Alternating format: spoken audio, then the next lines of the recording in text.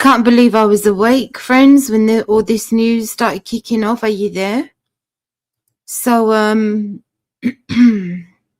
Lord Jesus, have mercy. So, President Trump just made an announcement just now.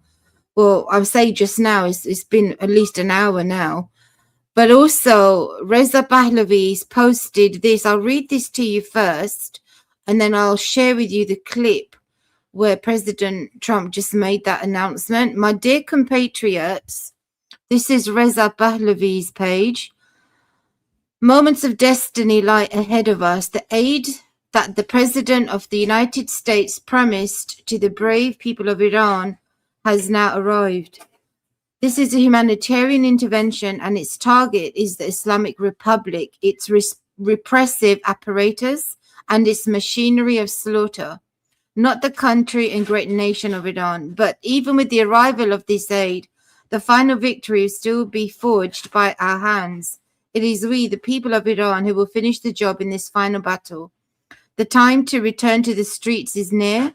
Now that the Islamic Republic is collapsing, they've got things up their sleeves, I guarantee it. My message to the country's military, police, and security forces is clear. You have sworn an oath to protect Iran and the Iranian people, not the Islamic Republic and its leaders. Your duty is to defend the people, not a regime that has taken our homeland hostage through repression and crime. Join the people and help bring about a stable and secure transition. Otherwise, you will go down with Khomeini's sinking ship and his regime, his stinking sinking ship, I should say. And my message to the President of the United States, President Trump, is this. The noble people of Iran, despite the savage repression and massacres of this regime, stood firm with courage for nearly 2 months. I now ask you to exercise utmost caution to preserve the lives of civilians and my compatriots. My goodness, can't believe I'm reading this right now. The people of Iran are your natural allies and those of the free world, and they will never forget your support in the most difficult period in contemporary Iranian history. And to you, my dear compatriots in Iran, in these sensitive hours and days, more than ever, we must stay focused on our ultimate goal, reclaiming Iran.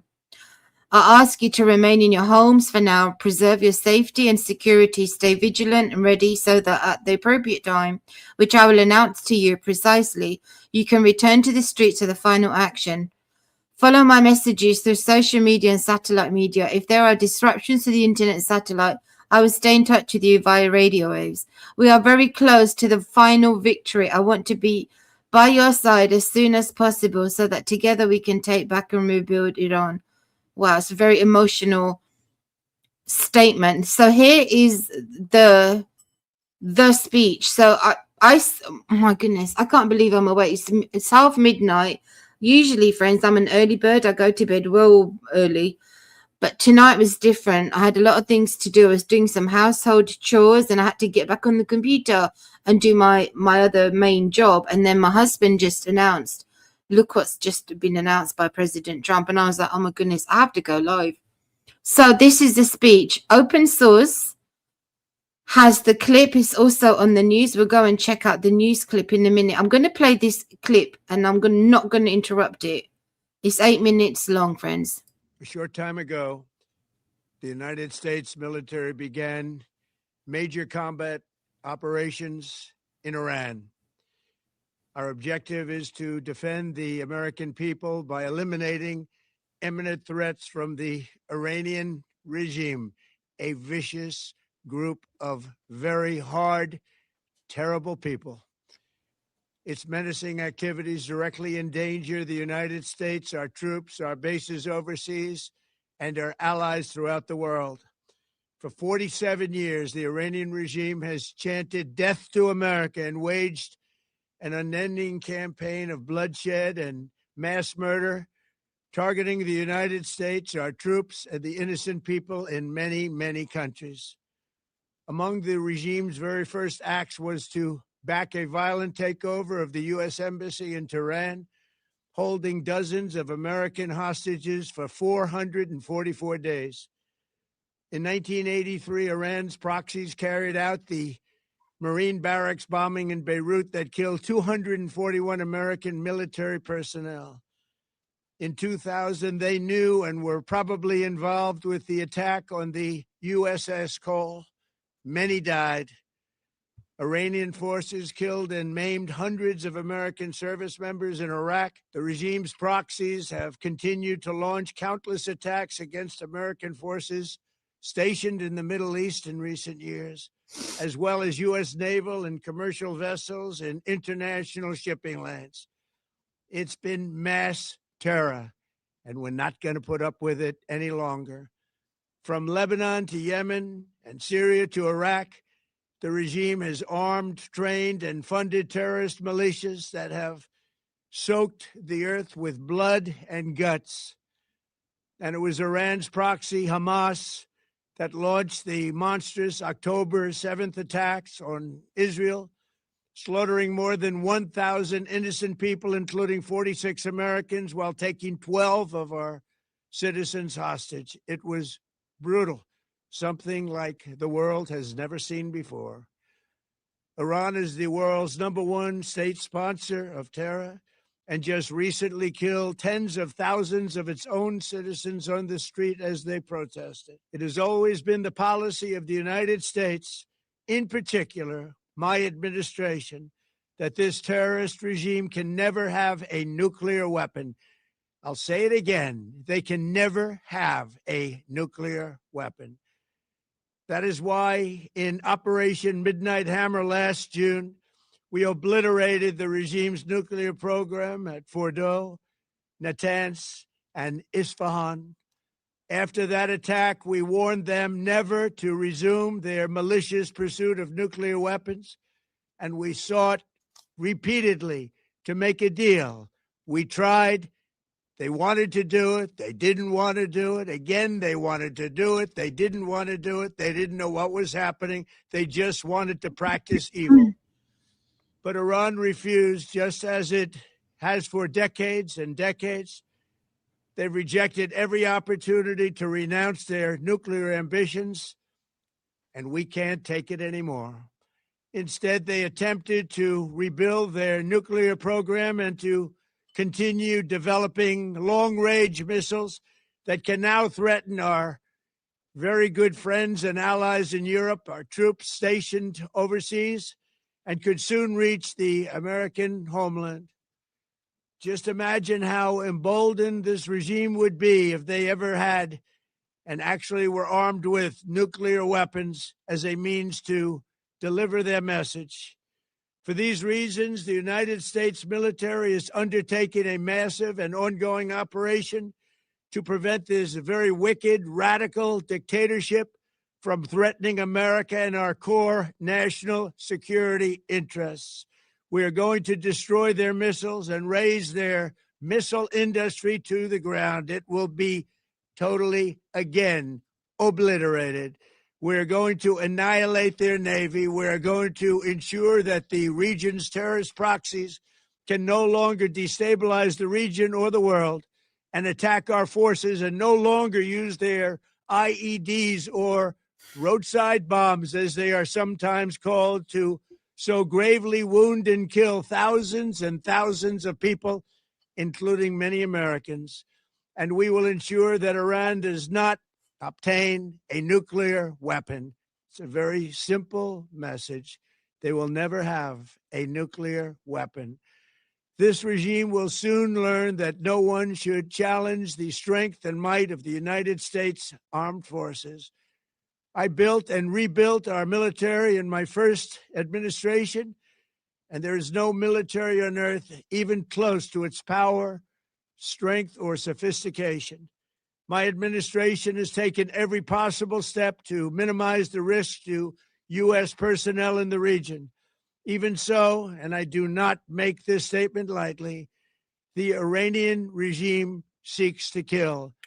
The lives of courageous American heroes may be lost, and we may have casualties. That often happens in war. But we're doing this not for now. We're doing this for the future, and it is a noble mission. We pray for every service member as they selflessly risk their lives to ensure that Americans and our children will never be threatened by a nuclear-armed Iran. We ask God to protect all of our heroes in harm's way, and we trust that with his help, the men and women of the armed forces will prevail. We have the greatest in the world, and they will prevail. To the members of the Islamic Revolutionary Guard, the armed forces, and all of the police, I say tonight that you must lay down your weapons and have complete immunity, or in the alternative, face certain death. So lay down your arms. You will be treated fairly with total immunity, or you will face certain death. Oh my gosh. Oh my. Wow. I just had to. Wow. I can't believe you said those words. All right, let me continue playing. So sorry about that. Finally, to the great, proud people of Iran, I say tonight that the hour of your freedom is at hand. Stay sheltered. Don't leave your home. It's very dangerous outside. Bombs will be dropping everywhere. Oh. When we are finished, take over your government. It will be yours to take. Wow. This will be probably your only chance for generations. Wow. For many years, you have asked for America's help, but you never got it. No president was willing to do what I am willing to do tonight. Now you have a president who is giving you what you want. So let's see how you respond. America is backing you with overwhelming strength and devastating force. Now is the time to seize control of your destiny and to unleash the prosperous and glorious future that is close within your reach. This is the moment for action. Do not let it pass. May God bless the brave men and women of America's armed forces. May God bless the United States of America. May God bless you all. Thank you.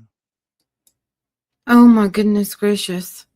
I went back on X to refresh and oh my goodness, let me just let that sink in for a minute. Wow, so it's actually happening. So we're going to know better after the dust has settled, but check this out. Iranian women can be heard gleefully saying that the Supreme Leader's headquarters was hit. The joy you hear in the video is what many of us have been waiting for since the regime massacred protesters. Iranians deserve happiness. What is this? Hold on.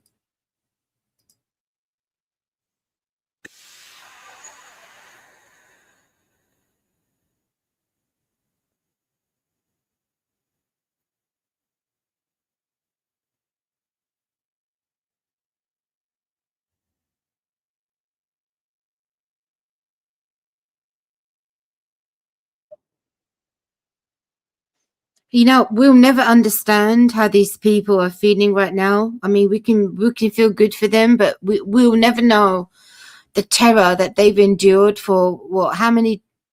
50, almost 50 decades. You guys, we can't comprehend that kind of hell on earth. So, it's, oh my goodness, they hit them. How do you feel? Amazing. Look how happy they are. I told you, all of Iran waited for this day.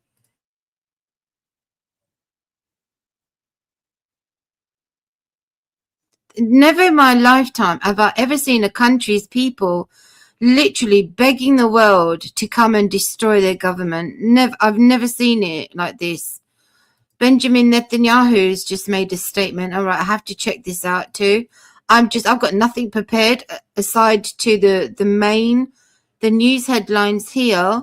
I've always got the Bible opened. I'm in the book of Ezekiel, friends, chapter 38. I don't know why I'm laughing. Oh, it might be my nerves. I think my nerves have got to me. We were in this book earlier today, the same day, and I've left that tab opened. But I've got eliminated. What? Hold on. Who's this? Head of the judiciary in Iran was eliminated. He gave the death sentence to thousands. Was it Israel? Did Israel take him out? God bless the people of Israel. It must have been Israel. Wow. I've got TRT opened as well because I was keen to know. Turkish media, what they're saying. Explosions heard in Tehran as Israel launches attack against Iran. It's a joint effort. Because I was listening to intelligence from the IDF, their spokesperson. I think he's an unofficial spokesperson. I shared it with you earlier today. He was saying that there's 3 possible scenarios. Number 1 is that Israel's most unfavorable scenario would have been if Iran preemptively struck Israel. They would not have liked that. Secondly, was if the people, which they don't think was going to happen, the people from within Iran would overthrow the government. It's unlikely. The best case scenario would be if the USA launched the first strike. So TRT is posting President Trump and his statement, "We will ensure that Iran does not obtain nuclear weapons. We are going to destroy their missiles and raise their missile industry to the ground. The US has taken every possible step to minimize the risk to its personnel in the region." TRT, 2 hours ago. Let me see what this is. Live explosions. So remember, TRT is Turkish. My goodness, is that 2 hours long? What is this?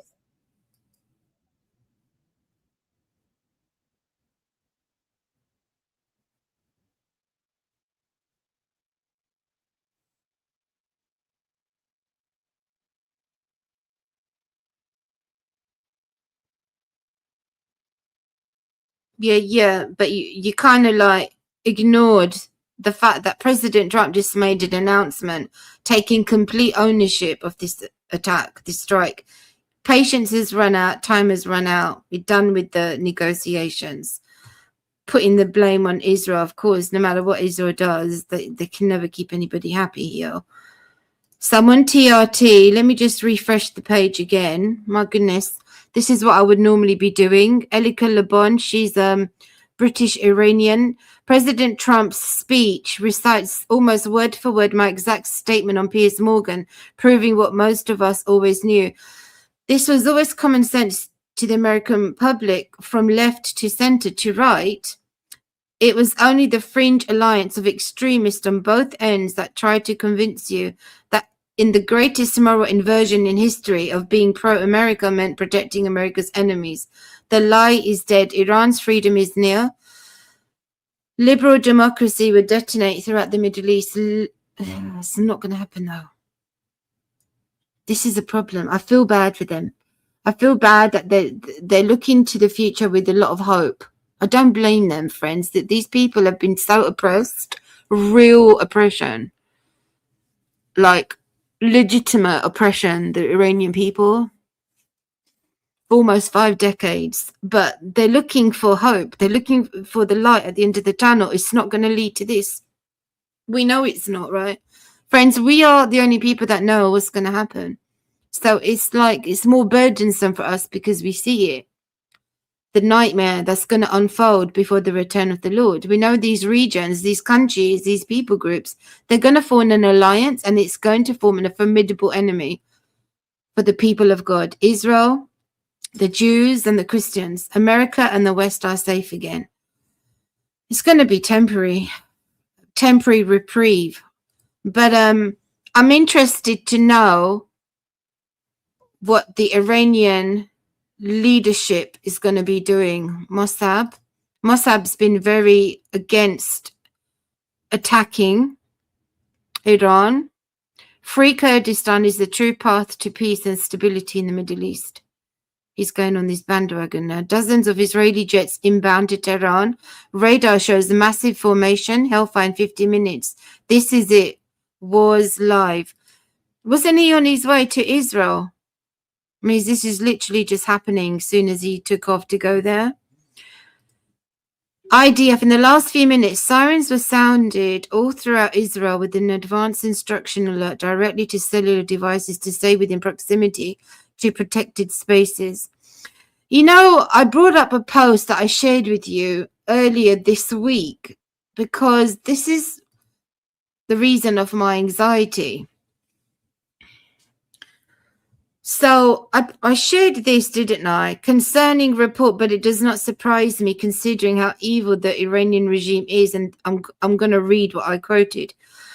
This message is spreading across Iranian social media, allegedly from a security insider, exposing what are the Islamic Republic's sinister plans in the event of a US attack.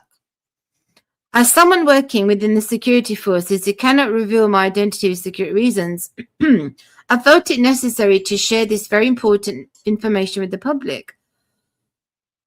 According to directives that have been issued, the Islamic Republic has decided that in the event of an American attack, and precisely in the initial moments of the strike, because they'll just go on a suicide mission, self-destruct, it will target numerous residential areas and cities inside our own country with missiles and drones. This is what the insider is saying. The Islamic Republic would do this. Under this scenario, immediately after the attacks, images of the victims, especially, so this is the Palestinian propaganda tactic. This is what they do.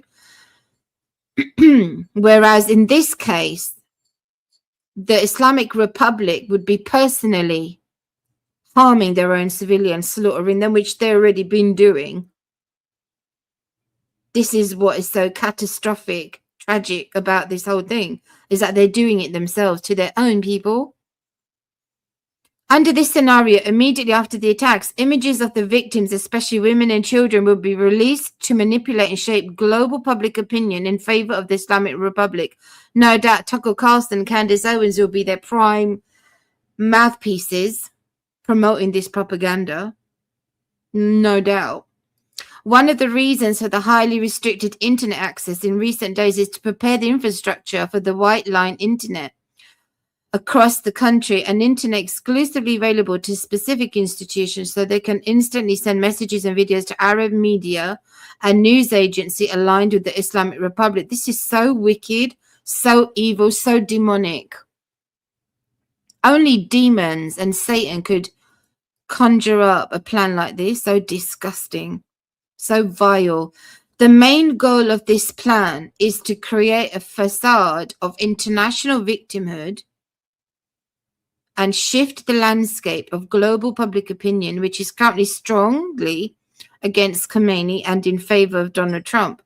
By implementing this plan, Khomeini is simultaneously pursuing two goals: revenge against the Iranian people, you see, and deceiving domestic and global public opinion by shedding the blood of innocent citizens. This was on the Iran Watcher. They're saying it's about 95,000 people slaughtered. So pray for the people. This is not going to. And also there's the backlash. There's this fallout that people were concerned about, that what's likely to happen is that they've got their mercenaries everywhere, probably Israel on target, and also across the West. Turkey, I'm interested in what Turkey's going to do. Well, we know, according to that leaked report, it seems like things are going according to their plan. Number one, primary thing for them will be the buffer zone. So it's a Syria situation. But now the US is taking charge of this current situation, this war at this minute. The US is taking charge. We'll have to wait and see how Turkey gets involved in this whole thing. I'm sure the Islamists and the expendable assets in the West, and they also known as useful idiots, plus the dangerous people of influence like Tucker Carlson, Candace Owens, and Dave Smith, and all the rest of them, all the Islamists as well in the West, they're going to take advantage of this situation and cause problems for us here. Turkey evaluating potential measures in the event of Iran-US conflict, source says. That was 2 days ago, though.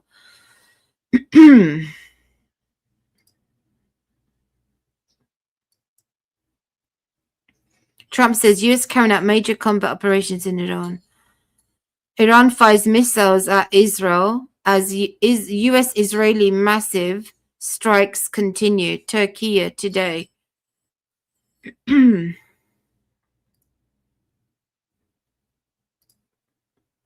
Iran launched ballistic missiles at Israel Saturday in retaliation for the joint U.S.-Israeli military operation. Oh, we just got to brace ourselves now. Lord, embrace us. Trump says the U.S. will raise Iran's missile industry, acknowledges possible U.S. casualties. So he kept his cards close to his chest, which is reasonable to expect that. Let me go and check out the live. Okay, this is still going on. Let me just check this out.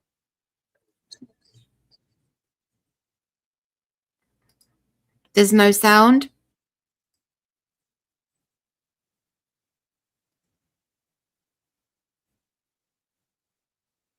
American casualties following these strikes. He said, quote, that often How's the sound now? happens in a war. Is that a possibility or something that could come next? What are we expecting here? What can we be bracing for? I think that's something we should expect, is that they're going to be retaliating. They have thousands of ballistic missiles. They have a lot of drones. So I would expect that we're going to see a lot of ballistic missiles getting launched. We're going to see a lot of drones being launched. What I've seen is a buildup of air defense. So we have a lot of capabilities across the Persian Gulf and across the Middle East to intercept a lot of these ballistic missiles and drones. But with that said, they can always overwhelm any air defense system to the point where they'll get some through. So I expect that. The other thing, too, is President Trump kind of made it clear that this was not going to be a quick evolution. That's been something that's been reported over and over again, that whatever this is would probably go on for weeks, not hours. It wasn't going to be like Midnight Hammer, a one and done, where we go in there and hit them and then we're gone and we took no casualties. This is one that can go on for weeks. And when you have a campaign of this nature going on for a prolonged period of time, there is a very high likelihood that we could take casualties. We could have aircraft that could be hit with, air defense missiles or something, or we could have any other variety of thing happen where we could actually end up taking U.S. casualties. So, and we also need to be prepared. There's a distinct possibility that we could have U.S. air crews potentially becoming POWs if they're captured by the Iranians. So that is another possibility, prisoners of war. So, could get ugly. I paused there for a second because it just occurred to me to check. When is Purim in 2026? It begins on Monday evening, March the 2nd, through Tuesday night, March the 3rd, on the 14th day of the month of Adar. The fast of Esther in 22. The fast begins at dawn and ends at midnight. So they've modernized it. The biblical fast was 3 days and it was no eating and no drinking, the Queen Esther fast. But I don't know how recently people have started doing this, but they commemorate this, which is a joyous occasion. They celebrate it, but they begin with the fast. It's a 1 day now.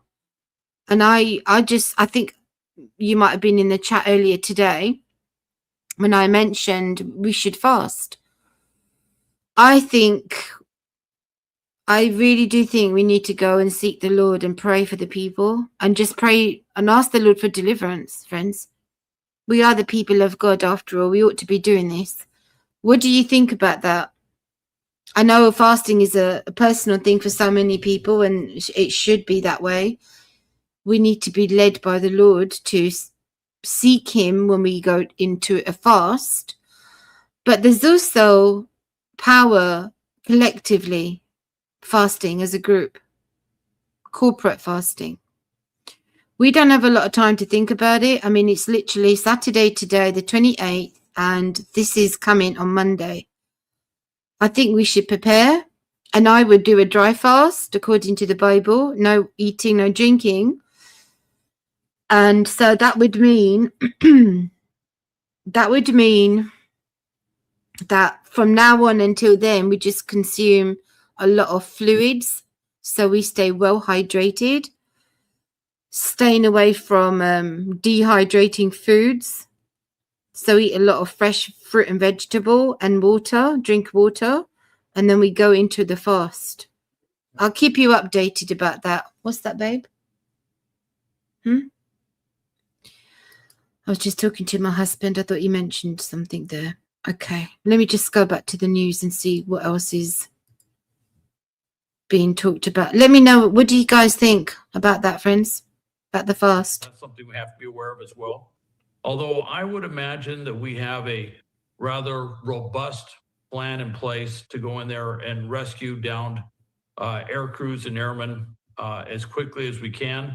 That's not to say anything like that is perfect. And certainly if you're parachuting out over downtown Tehran, you probably don't have a whole lot of options in terms of being able to escape and evade. But I'm sure we have a very extensive plan in place to go in there and try to rescue any air crews, any airmen that might be shot down and potentially have to bail out. I want to go to that post now before I forget. Prime Minister of Israel, Benjamin Netanyahu, posted this. So let's check it out. My brothers and sisters, citizens of Israel, just an hour ago, Israel and the United States embarked on an operation to remove the existential threat posed by the terrorist regime in Iran. I thank our great friend, President Donald Trump. I mean, I can just read the headlines now. I mean, it's going to be all over the place. People are going to sow hate on this special relationship, the US and Israel. I mean, we already know what's coming, right?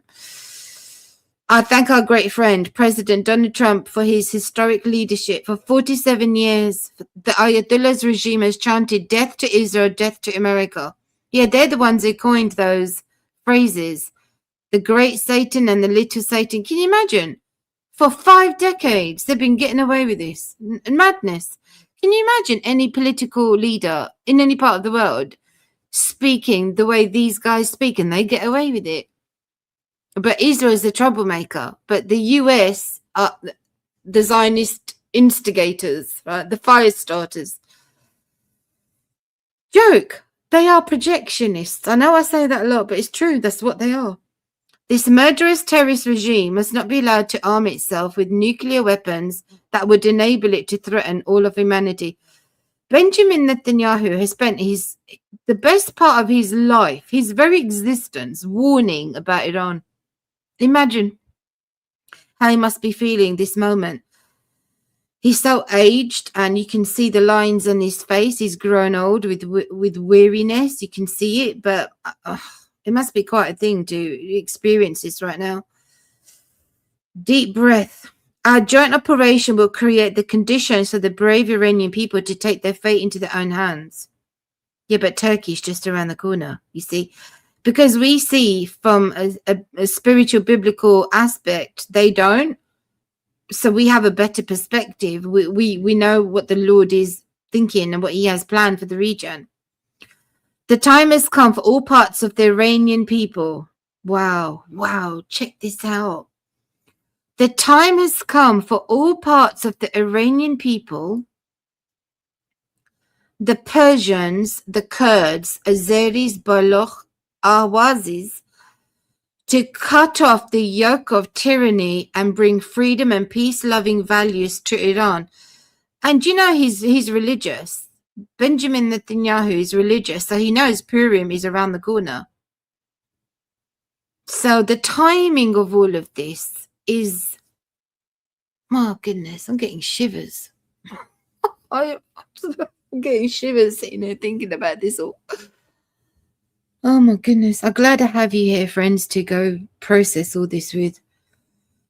So he knows the time, the seasons, and they still decided to go ahead and do it before Purim. This is not going to be over before Purim. No way. But we shall know, and we shall find out. The time has come for all the Iranian people to cast off the yoke of tyranny and bring freedom and peace-loving values to Iran. I call on you, citizens of Israel, to heed the instructions of the Home Front Command in the coming days during Operation Lion's Roar.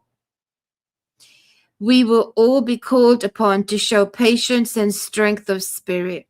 Together we will stand, together we will fight, and together we will ensure the eternity of Israel. Don't worry, Habibi. Don't worry. The Lord has got you. Israel is the apple of God's eye. I don't care what anyone else thinks about that. I don't care what you think about me saying it either. If you're there, you're one of them, one of those. Just, click on some other channel, because obviously I'm not it for you. You're in the wrong place. But, Israel's going to be going through a difficult time. In fact, I think, is this going to be in Hebrew? It's probably in Hebrew, isn't it?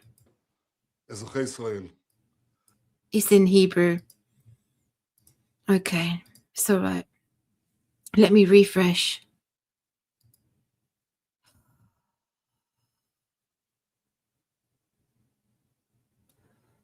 Oh my goodness, there's missiles flying around all over the place. Let me go to this channel that I follow for the latest on the region in Iran. There are many dead and injured in the targeted areas in Iran. Oh, and that report I just read to you.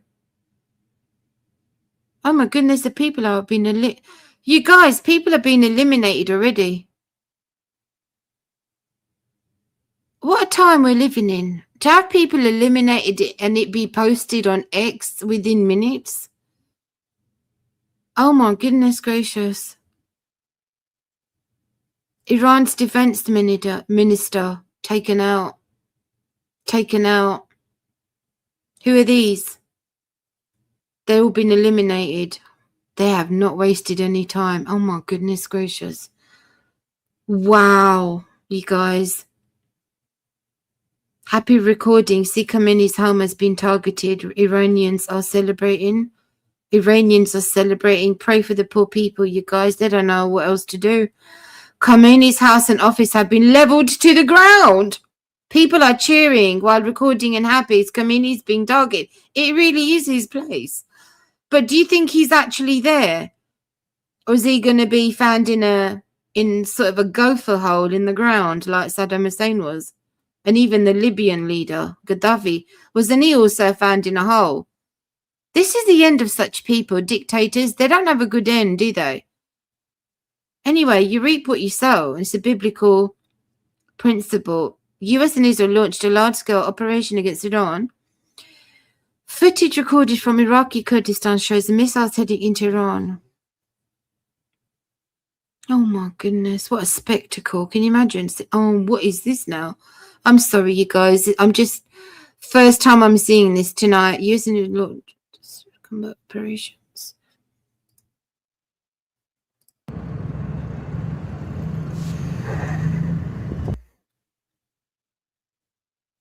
Major combat operations underway. Okay. Oh my Lord, help us. Oh, meanwhile, Afghanistan and Pakistan are going at it. Did you know? Attack on Islamabad. Islamabad is burning. This war is not going to stop. Pakistan has made a very big mistake. What is it with Islam? Didn't your religion ever bring any enlightenment? Joy and stoicism in the bunkers of Tel Aviv right now. Israelis await the incoming Iranian retaliation that everyone knew would come. These people are bonkers. They're bonkers proud. They're bonkers brave people. Honestly, the Iranians and the Jews, they really do have a lot in common. Look at it.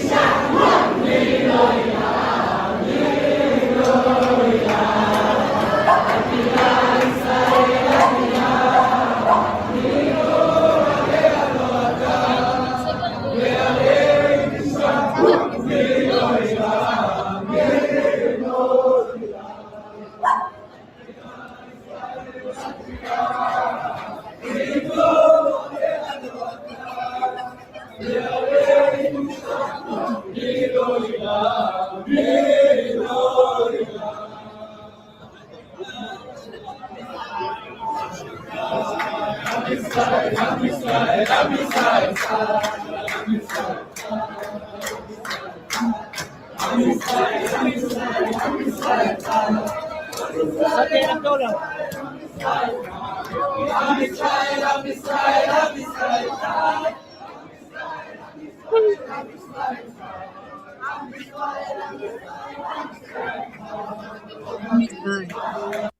Israel, Kai. I'm Israel, I'm Israel, I'm Israel, Kai. I've heard that so many times. I know the song. Tommy Robinson is losing it because I won't play the clip because he might use foul language. He's like that, isn't he? However, free the people of Israel. We may not want war, but war and subjugation has been waged upon us for 1400 years, whether we like it or not. I mean, come on. Whether you like him or not, you can't disagree with what he just said. That's a fact. I just said that recently.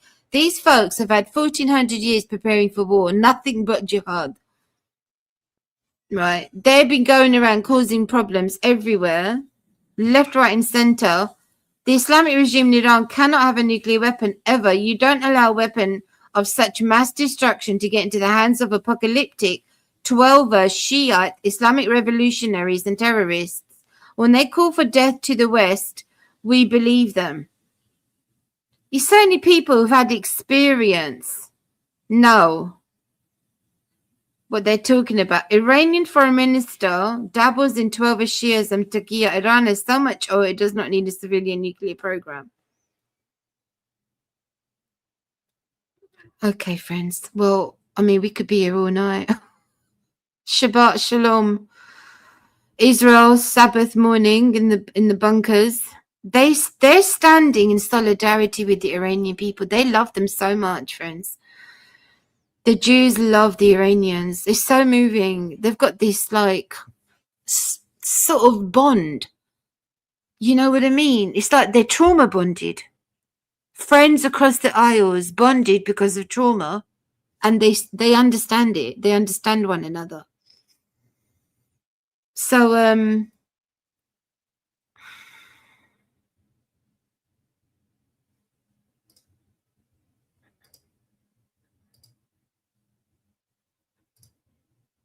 I'm checking out what the latest is. I don't know what happens in Mexico.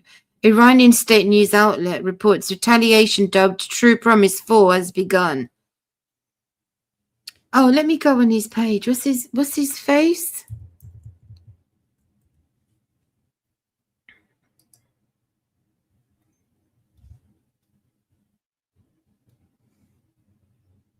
"19th of February? What are you doing? Is that the last time he posted anything? The 17th of February. Look at the Nazi salute, you guys. Check it out. This island of corruption is only one example. There's so much more of this, just as not apparent. Many things are coming to light. Oh, yeah. You know, these people, they must dabble in the magic arts, in witchcraft. They're such mystics. They're full of demons. The Americans say, let's negotiate over your nuclear energy, and the result of the negotiation is supposed to be that you do not have this energy. Yeah, I don't know what we were thinking, trying to get them to... No, they're going to go down with this ship. They'd rather do that than give up their ambitions for nuclear weapons. The US president has said that for 47 years, the US hasn't been able to eliminate the Islamic Republic. That is a good confession, I say. You too will not be able to do this. Oh my goodness. The boasting, the bragging, the proud arrogance of these people. They're like pharaohs of today. So let me go back to the news. I want to go and see what's going on there. Let me refresh this perhaps. These missions and You're still talking. Force, I'm always a little skeptical. You're still at it. Because a lot of times the aviation side of the military will kind of sell air power as being so capable and so great that it can do everything. And I always found historically they is live in Israel and has some breaking news for us now. Trey. Yeah, John, air raid sirens just sounded across Tel Aviv, Israel's second largest city. The Iranians have started their response. I just received a text message from a source in Tehran who said Iran is firing back. The sirens that sounded across Tel Aviv were a signal of incoming ballistic missile fire towards central Israel. We also understand, according to sources in Haifa in northern Israel, the country's third largest city, that there is missile fire toward that city, but no impacts reported. At least 2 interceptions are being reported on Israeli media. But again, at this moment, John, the latest information that we can bring to you is that air raid sirens just sounded across Israel's second largest city of Tel Aviv. Alerts going out on the phones. And I can see the local news in Israel right now, and there are alerts going one after another. Many of them in the West Bank and close to the city of Jerusalem as well. But again, this is a very fluid situation, but an indication that the Iranians have started their response. President Trump, as he said before, that there is going to be an ongoing and massive operation against the Iranians. That likely includes striking some of these missile launching positions, as many as possible, understanding that the Iranians could respond not just against U.S. forces near Iran, but also against Israel. And that is what this country is dealing with at the moment. The air defense systems here remain on high alert, and those special instructions this morning went out to civilians, telling them to remain in bomb shelters. And even just context now in the city of Haifa, sending photos from bomb shelters and the sirens that sounded just a few moments ago. We are learning from Israeli media right now, John, that one missile was intercepted, fired toward central Israel, but again, successfully intercepted. The fact that these missiles are being fired in 1 and 2 missile volleys is an indication that the Iranians may have been hit quite hard when it comes to their missile launching positions. Back during the 12-day war, sometimes they were firing dozens of missiles, even over 100 at a single time. Yeah. And so we have to see how all of this plays out. But again, President Trump indicating this is going to be an ongoing and massive operation. The Iranians were given a diplomatic opportunity, and they did not take it. John? The president has made it clear that he is not messing around this time. I want to go and check. Let me see what Sarah Adams has got on this. Let me go and check. She's like a sister from another mother. When the time comes to go after the sons of Osama bin Laden, I don't want an AI company telling us we can't.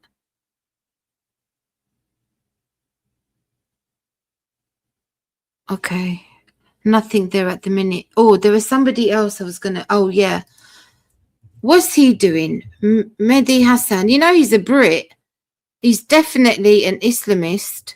Muslim Brotherhood. This dude here. What is he doing in America? Who gave him citizenship? British American. Oh, you're American now because you got your citizenship. He's come here to spread dawah. Their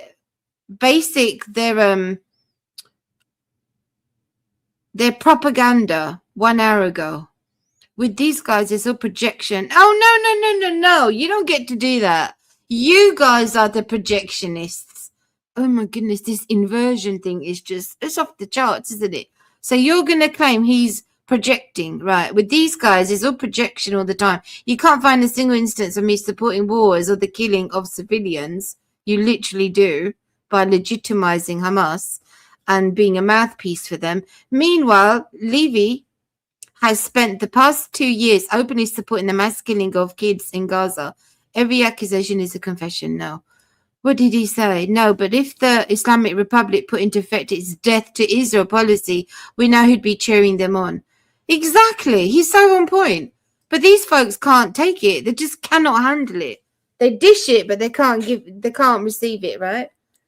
I went to look at him because I knew he'd be all about pro-Iran. Hi, Jeremy. Respect your reporting, but preemptive strikes is propaganda term used by Israel to justify their attack on Iran. See, they're all mouthpieces now for Iran. It doesn't matter if they're Shia or Sunnis. When it comes to the USA and Israel, they're all one and the same. You see, they're all one and the same. This is what the Lord is showing us about the Islamic Antichrist, you guys. We're still trying to work out the 10 toes. Is it a mutation? Is it hybrid fallen angels going to, I don't know, make offspring with earthly women again? Is it the Watchers coming down? No, it's nothing like that. This is a political construct made of leaders, 10 rulers, 10 kings, it's a divided kingdom. Just in case you're not aware of the scripture, let me just take us there. I don't want to speak for the word. I'd rather we go there. So in Daniel chapter 2, this is what I'm talking about.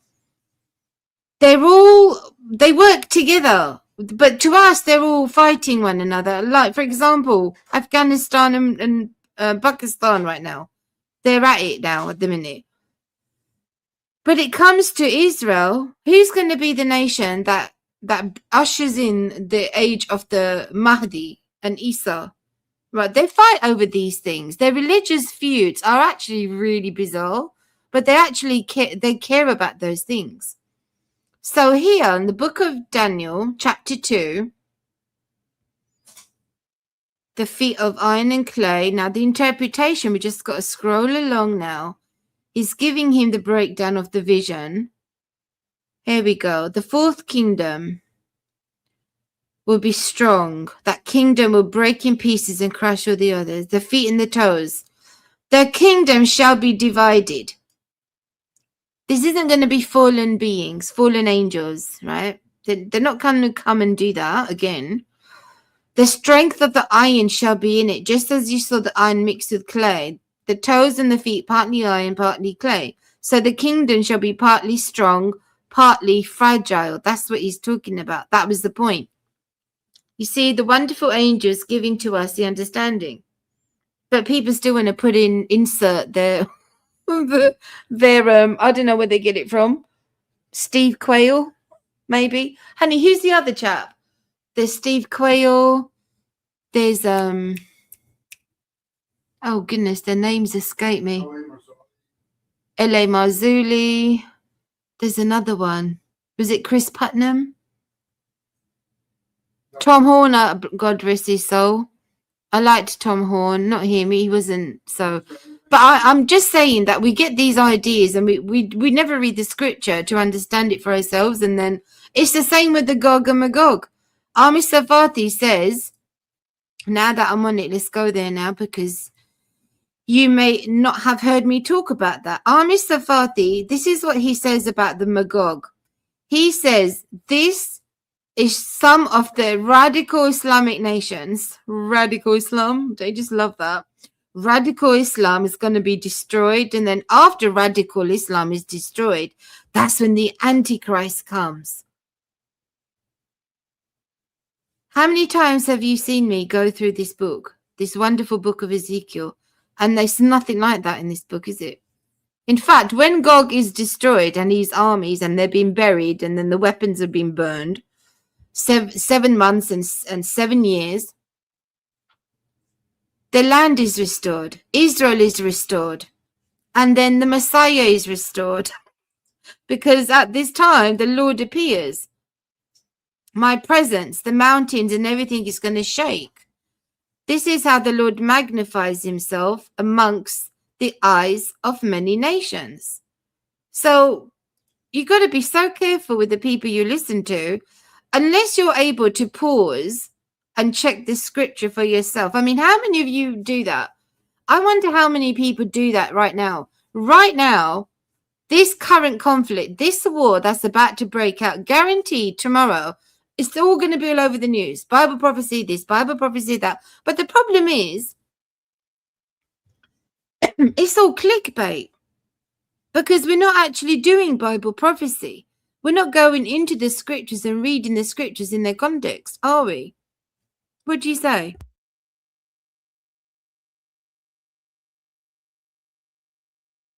You get all these really good programs, and I'm not knocking them for that. They're done very well. But I watch these, and I'm like, well, where's this? Wait, where's the scriptures then? I thought this was Bible prophecy. Are we just not going to read it? Are we just going to, I don't know, give our interpretation on things? But if you read the comment sections under these videos, they're all like, this is amazing. I never knew this before. You've helped me understand. My eyes have been opened. I'm like, how are your eyes just been opened now when you're not reading the Bible? Were you thinking of that, dude? Let me see. Timothy Alberino. I like Timothy Alberino. He's a weirdo too. But, you know, everybody's an expert in their own field. He's an expert in the UFO thing. Sometimes when I want to just, I need a change of topic. You know, you just need to get off subject and try to listen to something else once in a while. Once in a blue moon, I mean that literally. Once in a blue moon, I might go and listen to Timothy Alberino. But going back to this narrative about the Magog, Mr. Fatih, I guarantee you, if you go listen to his most recent, he's probably still saying this, friends. He's probably still saying it. But how many people in those comment sections, lovely, precious people, don't realize that what he's saying isn't true? Probably none. That's why he's got such a huge following. The problem is, it's not who's popular, who's right and who's wrong. It's, are we being honest with what the scriptures say? That's all the thing that I got. My problem is that people are just, no, that's not what God said. Imagine a sort of saying something, attributing a thing to God, and he didn't say that thing. That's awful, isn't it? I don't know.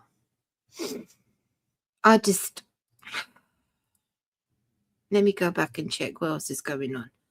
So this is what I usually do sometimes because I don't want to miss anything.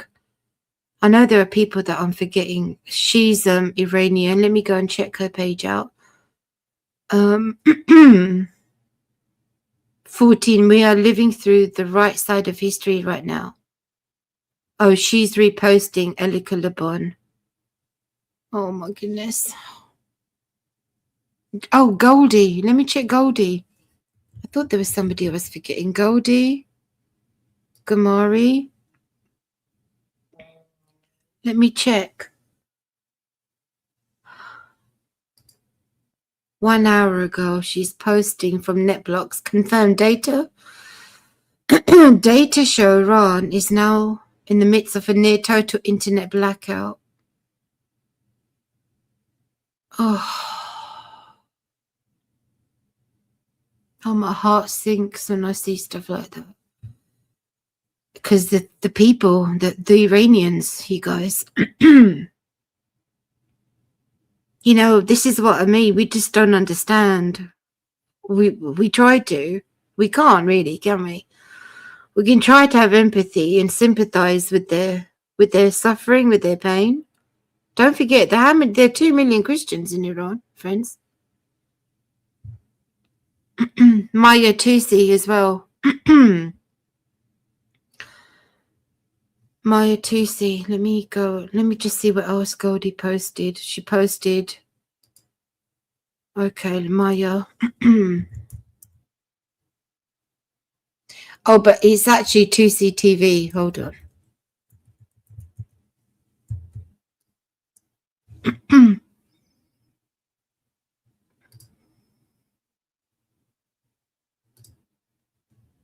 Is that his most? Oh no, wait. Sorry about that. Bless his heart. He's awake. He's posting out the same thing. The internet blackout 1 hour ago. Is he in England? What time is it there? I was early in the morning there. The blackout will restrict real-time visibility from inside the country. Oh, Lord, help. President Trump tells the Iranians the moment for change is now. Stay sheltered. Oh, bless them. So in England, they're waking up to this news. So we're ahead of them at the minute because we got the news first. He just shared it. He's on the ball with this always. I don't know how these people sleep. Coordinated long-range strikes by the US and Israel now targeting the IRGC. Oh, my goodness. Look at that picture.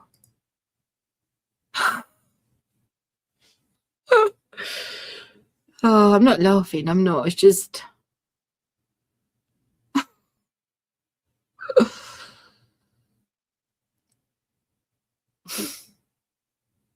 Ilhan Omar. Oh, but they're having a field day with this one. Ilhan, she's probably having kittens by now. You know what she's gonna say? In my stream today, remember she was whining about, oh, America always does this during the Islamic holy month of Ramadan, like they don't go around killing anybody during Ramadan. You see, they can do it. They can do all the killing in their holy month, but nobody else is meant to retaliate. No, we're not allowed to do that.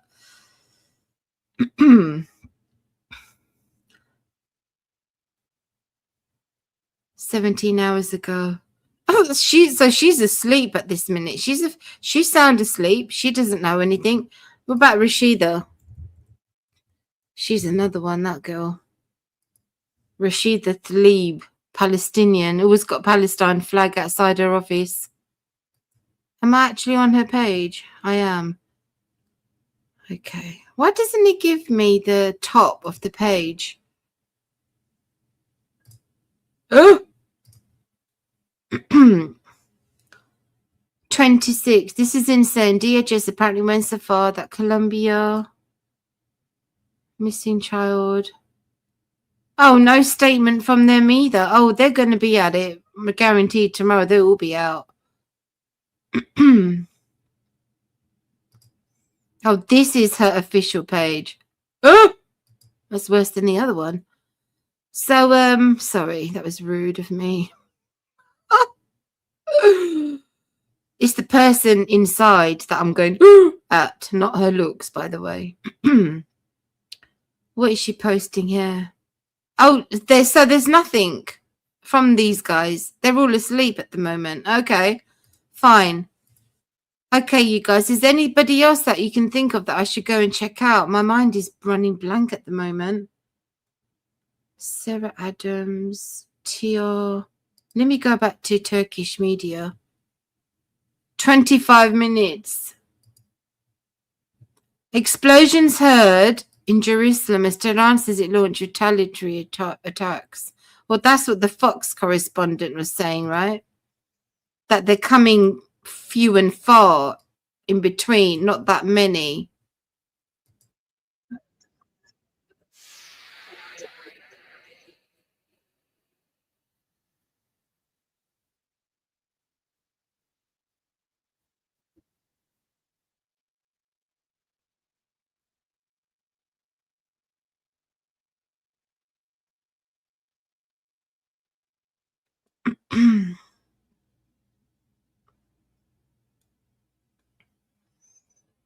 Friends, I think we need to go into the fast. I was supposed to be working. It's 1:30 in the morning. I'm probably going to go to bed now because I still have to wake up on time and get on with mine.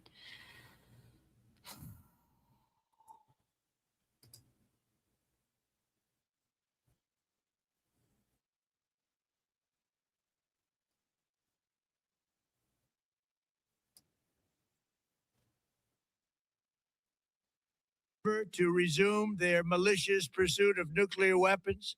Oh, they're just running the same speech, I think, on live Fox News. Oh, Goldie's up here. She's live, breaking the 1 hour ago.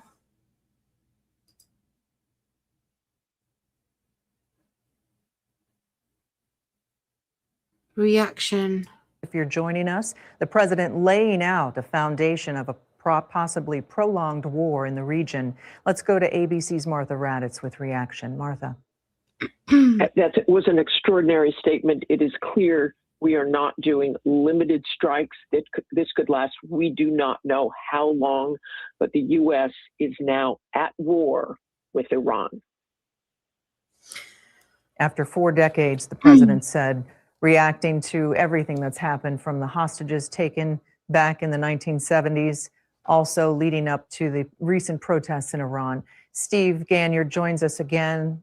Steve, give us an idea. He also had a message the president did for those in Iran. Alison, you're saying that you're watching Agenda Free. That's what my husband watches. Honey. Yeah, I heard you. He watches that all the time. Anything that's breaking news, that's his go-to channel. That guy, does he live and sleep and eat on that live stream? He seems to catch everything, doesn't he? What's his name? Steve. Steve. Yeah, he's listening to him right now. He's got his earphones in because I said, you can't play that, babe, while I'm live streaming because it's so distracting. But he's good at what he does. He had a good idea. He's constantly covering the breaking news, no matter where it is. He just sits there and he covers the news. I could never do that. It takes a special person to do that. I need some sort of construct. I need my tabs. I need to know where I'm going. Anyway, yeah, Agenda News. There's a good channel, I guess, for updates. Yeah, Michelle, I think what's interesting here is that the initial strikes that we saw were cruise missiles. So because it's daylight, we'll have to see what happened, but I don't think that the U.S. would have put U.S. aircraft over Iran during daylight hours. Just makes it too easy for the Iranians to get a lucky shot here or there. So we'll need to watch where the targets were. We do know that many missile sites have been hit. It appears perhaps that one of the nuclear energy, the civil nuclear sites down in Bashir, down in the Persian Gulf may have been hit. Will be interesting to see if some of the naval bases around the Strait of Hormuz were hit. But the president made it very clear. This is a decapitation effort. It's a regime change effort. And the whole point here is for the Iranian people to rise up and to overthrow the theocracy that has run that country for decades. ABC's Stephen Ganyard. We want to leave you with Ian Pannell's thoughts from Tel Aviv. He's there. Ian, you're under a state of emergency, as well as all Israelis in that area waiting for retaliatory possible strikes. Yeah, that's right. State of emergency declared. Looking around here, the streets are completely empty. People are hunkered down at home, fearing the worst. They've been through this before, but nobody knows how long this is going to go on. I think one of the most remarkable things in the president's statement was his encouragement to the Iranian people to rise up. In other words, this is an entirely maximalist strategy here. This isn't just about dealing with Iran's nuclear program, which was what the operation was last June. It's not just about dealing with the amount of enriched uranium it's got. This seems to be about regime change, and therein it doesn't seem to have a finite length. We don't know how long this will last, how you'll measure success. The regime certainly isn't going to go quietly, and I think, as Martha and Steve have said, I think we're in for the long haul. ABC's Ian Pannell in Tel Aviv. We will be keeping in touch with you and keeping up on all the events that are taking. It's true, because if you remember what President Trump said, I think I need to go and play that again. He wasn't messing around. Listen to that speech again, you guys. I have to play it again. It's not quite sunk in for me yet. I need to listen to this. You know, I like to analyze stuff over and over. Iran. Our objective is to defend the American people by eliminating imminent threats from the Iranian regime. This is crazy. He did it. He pulled the trigger. So many people thought he wouldn't do it. He's not about war. Endless wars, right? Never-ending wars and all that. But it's interesting, isn't it? That he did it. He pulled the trigger, you guys. We are at war now. So, headlines in the morning. The US is at war with Iran.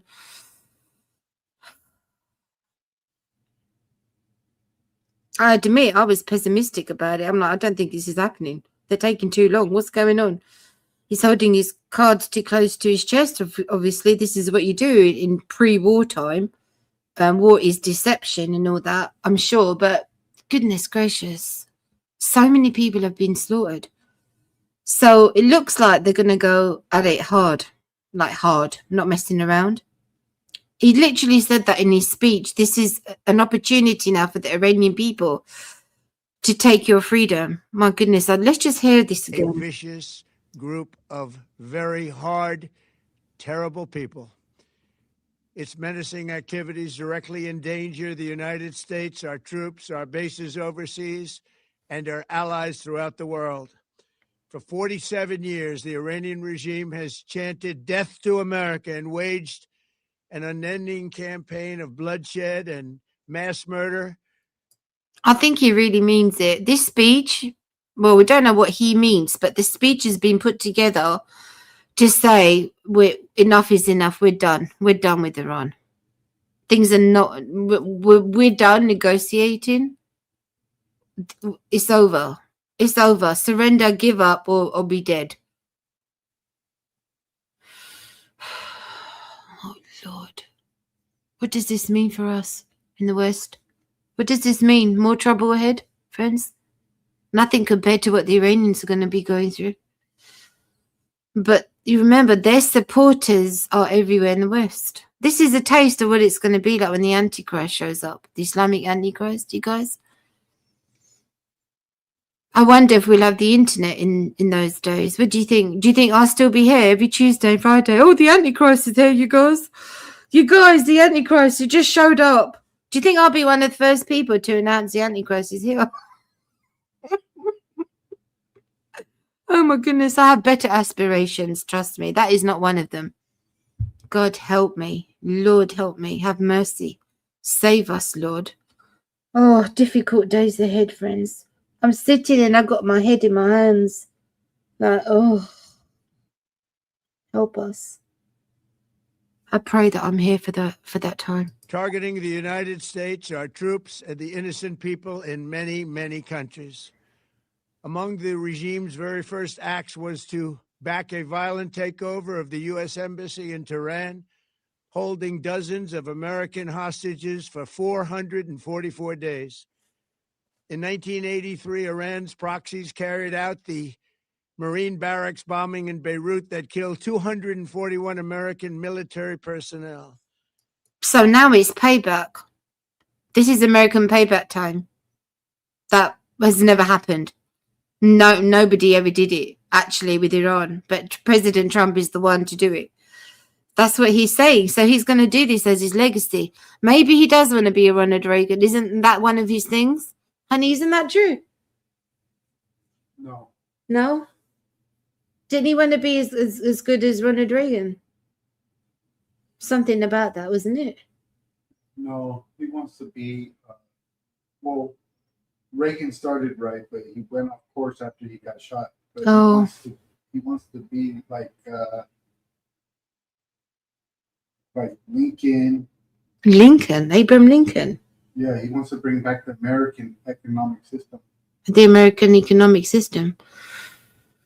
Oh, I know, Susanna. Thank God we have Jesus, right? I know. He's the only one. I think the Lord is going to use this time to shake the people, shake all nations, that we look to no man anymore.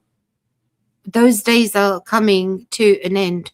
We have got to look upward. We've got to look to Jesus. Everyone's got idols, you guys. These people who are looking to Trump, who are looking to Benjamin Netanyahu in Iran, save us, deliver us, please send somebody. It's coming to everybody, ultimately. We're all going to have to go, Lord God, help us. If you don't show up, it's over. If you don't come now, it's over. In 2000, they knew and were probably involved with the attack on the USS Cole. Many died.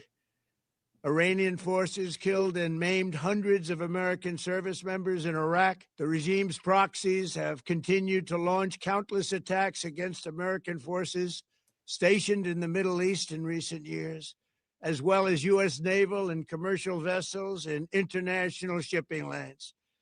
It's been mass terror, and we're not going to put up with it any longer. From Lebanon to Yemen and Syria to Iraq, the regime has armed, trained, and funded terrorist militias that have soaked the earth with blood and guts. I can't help but keep going back to the scriptures in my mind as I'm listening. Do you do that too? Because when I'm listening to news like this, I don't do it because it's so fun, entertaining. Who does, right? I'm listening because I want to know where we are at with things. So I'm thinking, I wonder how this is all going to fit in with the Magog alliance or even the Antichrist alliance. It seems as though Erdogan, Turkey, is really going to take advantage of this situation. I mean, it didn't look like Turkey was ever going to go and attack Iran openly, right? They didn't have enough beef with each other for him to do that. But if the US has gone in, it kind of helps them out a little, don't you think? They just got to come in to be seen as the person who's going to mediate, build some sort of normalcy, refugee problem, buffer zone, blah, blah, blah, bringing their people. They brought in ISIS. Turkey brought in ISIS into Syria. They were Erdogan's mercenaries, and they're back. That's telling me Erdogan is back doing his thing again. So I also remind myself about that timeline as well. Those the people from Messiah 2030, they talk about, according to their timeline, because they're all about times and seasons, patterns, the numbers, the repetitive nature of Bible prophecy, sequential, meanings of numbers, and they all seem to have a pattern and a rhyme. They're saying there are too many overlapping consistencies with days and times. And they're saying that 2026, this summer, the abomination, distillation, I think, isn't that what they said? I keep going back to my husband. I'm trying to remember. I think it was in the middle of this year, 2026. 2026. Something's going to happen in the middle of this year, which will commence the 3.5-year period, which would mean we would only have 3.5 years left until the arrival of Jesus. Excuse me. So there's a lot to consider. But why, we just be patient. We've got to get about our daily lives. We've got to continue to serve the Lord the best we can. Living each day literally as though it was your last. Do the best you can. And trust the Lord. Let me continue with his speech. I keep interrupting it, don't I? And it was Iran's proxy, Hamas, that launched the monstrous October 7th attacks on Israel, slaughtering more than 1,000 innocent people, including 46 Americans, while taking 12 of our citizens hostage. It was brutal, something like the world has never seen before. Iran is the world's #1 state sponsor of terror and just recently killed tens of thousands of its own citizens on the street as they protested. It has always been the policy of the United States, in particular, my administration, that this terrorist regime can never have a nuclear weapon. I'll say it again. They can never have a nuclear weapon. That is why in Operation Midnight Hammer last June, we obliterated the regime's nuclear program at Fordow, Natanz, and Isfahan. I'm just looking at the chat. The day of the Lord will come like a thief in the night. IRC. Yep. John. Johannan. I believe Yeshua comes back at the end of the sixth year, the day. I kind of do as well. I understand the reason or the interpretation behind the 7 days. It makes sense because God doesn't do anything without reason. He has times and seasons. He said that explicitly, right? They're for a season, for a time. So, it's a way of looking at it. How is the Lord going to bring this age to an end? There has to be an order to things, Read the last verse in Hosea 5 and the first 3 verses of Hosea 6. Okay, hold on. I'm in the middle of President Trump. Let me write that down and I'll come back to it. I'm going to write it down now. After that attack, we warned them never to resume their malicious pursuit of nuclear weapons, and we sought repeatedly to make a deal. We tried. They wanted to do it. They didn't want to do it. Again, they wanted to do it. They didn't want to do it. They didn't know what was happening. They just wanted to practice evil. I think I know what you mean about the verse. It's about the 3 days, isn't it? On the 3rd day, he will raise us up. Yep. Yeah, okay. But Iran refused, just as it has for decades and decades. I'm sorry, you guys. I'm talking to my husband as well. They rejected every opportunity to renounce their nuclear ambitions. and we can't take it anymore. Instead, they attempted to rebuild. What's that in the chat? Dubai was attacked by Iran. You what? Hold on, let's go and check out. Really? Dubai, Iran? Let's put that in. 1 minute. Abu Dhabi, the capital of the UAE. People are fleeing. There you go. So this is the fallout they were worried about. Iranian army targeting US military bases in several countries right now. Steve reported that. So they're panicking. Steve reported that U.S. base in Iran was attacked. Oh, man. So this is the ugly that people were hoping we wouldn't see. Mossab was talking about stuff like this, that you don't understand this beast. We think it's Syria. We think it's like, you know, this is not Iraq. This is a different entity.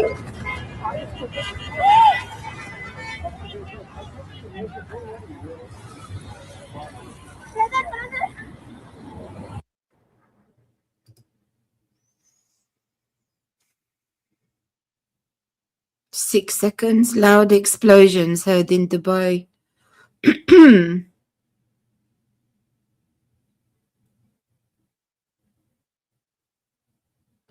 Sassy chick? What is that nonsense? Why is that on my page? Explosion sounds were heard in Dubai. Most likely air defense systems are shooting down Iranian missiles. Iran has retaliated, targeting US bases across the GCC, Qatar, Abu Dhabi, Kuwait, Bahrain. Anecdotally, I also just heard explosions in Dubai. More in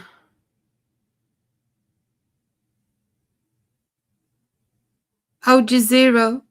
Let's see how Al Jazeera report on this. Oh, it's just a GIF. Ugh. Oh my goodness. So the octopus with all its tentacles, they're freaking out. Let me see if this page has got anything latest on it.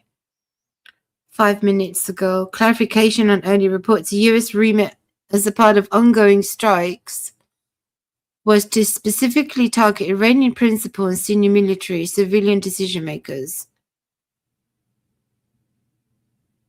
Israel is targeting Iranian leadership. The US is targeting military targets and ballistic missiles that pose an imminent threat. The US military is not targeting Iran's leadership.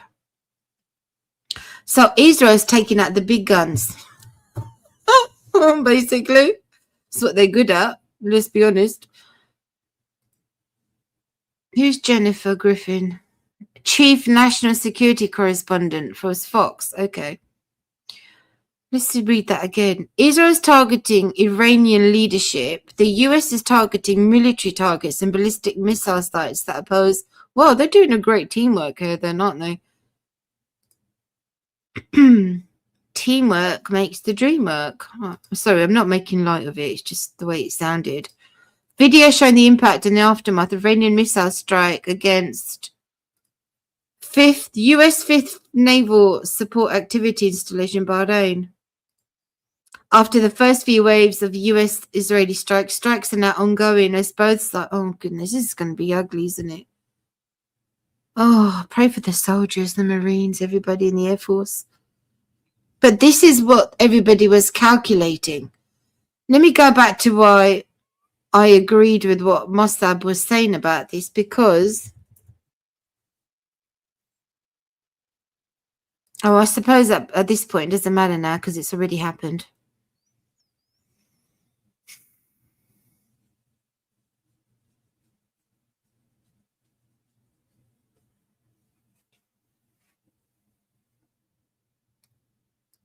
It doesn't matter. Friends, I'm going to go. We'll be back in the morning. Well, I won't be back on here in the morning. I've got it. Well, we just wait. We should wait and see. I never know. But keep yourselves in prayer and please consider the fast. Let's read the book of Esther.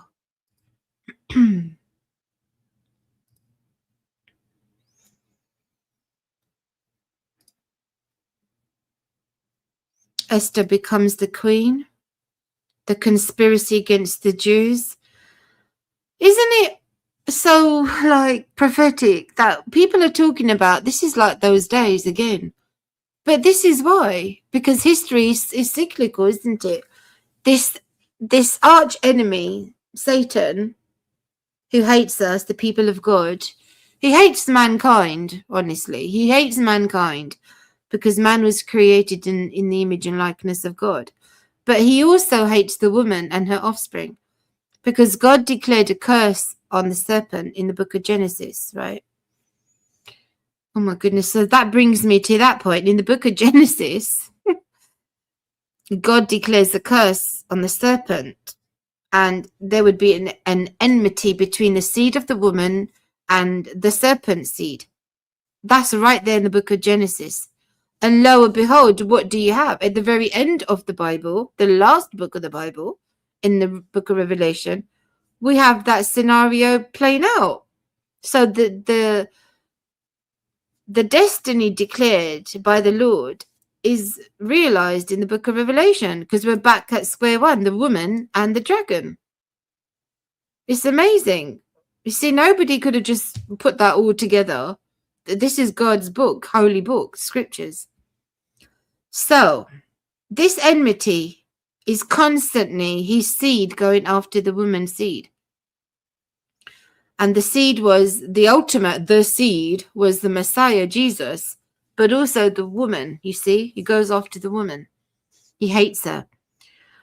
So Haman's conspiracy against the Jews. So let's read from how he pollutes the king's mind with the propaganda. Then Haman said to King Ahasuerus, did I say that right? I haven't read this in a long time. Ahasuerus.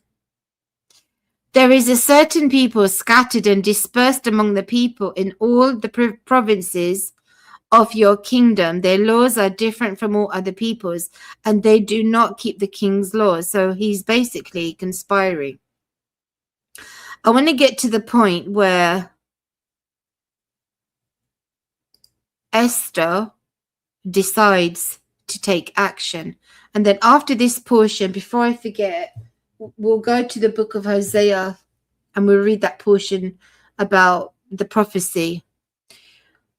When Mordecai learned all that had happened, he tore his clothes and put on sackcloth and ashes and went out into the midst of the city. He cried out with a loud and bitter cry. Oh, imagine that.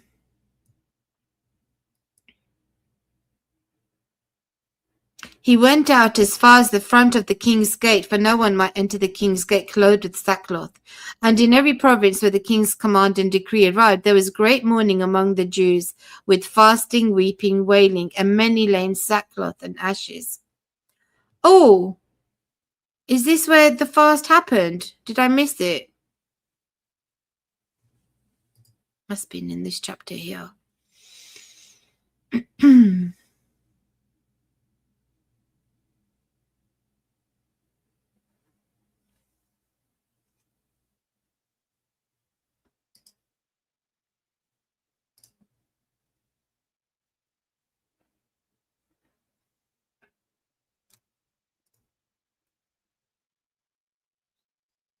So Esther's maids and eunuchs came and told her, and the queen was deeply distressed. Then she sent garments to clothe Mordecai and take his sackcloth away from him, but he would not accept them. Then Esther called Hathath, one of the king's eunuchs, from whom he had appointed to tend to her, and she gave him a command concerning Mordecai to learn what and why this was. So Hathath went out to Mordecai in the city square that was in front of the king's gate, and Mordecai told all that had happened to him, and the sum of money that Haman had promised to pay into the king's treasuries to destroy the Jews. Dirty dealings. Back there. He also gave him a copy of the written decree for the destruction, which was given at Shushan, which prophet Daniel was given a vision of the goat and the ram. So interesting, isn't it? that he might show it to Esther and explain it to her, and that he might command her to go into the king and to make supplication to him and plead before him for her people. So Hathach returned and told Esther the words of Mordecai. Then Esther spoke to Hathach and gave him a command for Mordecai. All the king's servants and the people of the king's provinces know that any man or woman who goes into the inner court to the king, who has not been called, he has but one law: put all to death. Unless, because if the king summons you, then you go. You can't go uninvited. That's not protocol. Except the one to whom the king holds out the golden scepter, that he may live. Yet I myself have not been called to go into the king these 30 days. So they told Mordecai Esther's words, and Mordecai told them to answer Esther. Do not think in your heart that you will escape in the king's palace any more than all the other Jews. For if you remain completely silent at this time, relief and deliverance will arise for the Jews from another place. How great faith did Mordecai have? He had great faith. For if you remain completely silent at this time, relief and deliverance will arise for the Jews from another place, but you and your father's house will perish. Yet who knows whether you have come to the kingdom for such a time as this?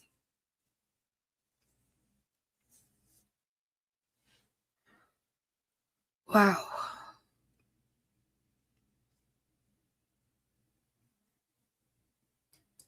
Oh, wow. That really hit me there.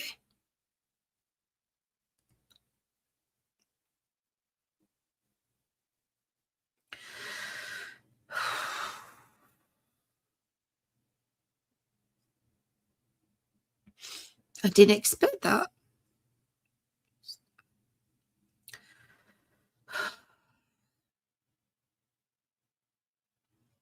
Then Esther told them to reply to Mordecai, go gather all the Jews who are present in Shushan and fast for me. Neither eat nor drink for 3 days, night or day. My maids and I will fast likewise. And so I will go to the king, which is against the law. And if I perish, I perish. So Mordecai went his way and did according to all that Esther commanded him. They both had such great faith. I mean, they took a big, bold step of faith anyway, a leap of faith. I mean, the life of their people was at stake. So they had to, really. What choice did they have? But it takes great faith. Now, it happened on the 3rd day that Esther put on her royal robes and stood in the inner court. So we know this story. She goes to the golden scepter that was in his hand. Then Esther went near and touched the top of the scepter. And the king said to her, what do you wish, Queen Esther? What is your request? It shall be given to you up to half the kingdom. So Esther answered, if it pleases the king, let the king and Haman come today to the banquet that I prepared for him. So this is when it all unravels for Haman. She exposes him. But it took a fasting of 3 days that the God of Israel